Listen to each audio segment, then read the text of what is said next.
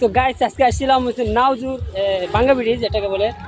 তো আমি আপনাদেরকে একটা জিনিস দেখাবো, সেটা হচ্ছে এই যে দেখেন, এই যে এটা হচ্ছে একটা পার্ক, ছোটোখাটো একটা পার্ক, যেখানে গত বছর আসছিলাম। তো এখানে ছিল আপনার 20 টাকা করে টিকিট, বাট এখন 50 টাকা করে নিতেছে ভাই। মানে এটা একটা পরিদর্শক কেন্দ্র হয়ে গেছে।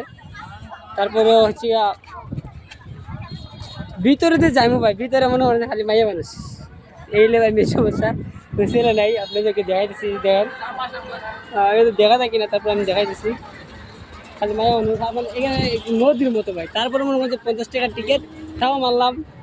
কিন্তু ভাই আফসোস, সবাই গার্লফ্রেন্ড নিয়ে আইছে, বাট আমি সিঙ্গেল। আমার বন্ধু ও সিঙ্গেল, ওরা দুজন আইছি সিঙ্গেল সিঙ্গেল মিঙ্গেল হয়ে গেছে এখন। চোখা নাই বা এরা মানে একটা পর্যটক কেন্দ্র হয়েছে, সাইডে নদী। তো সবাই মনে হয় এখানে এনজয় করতে আসে।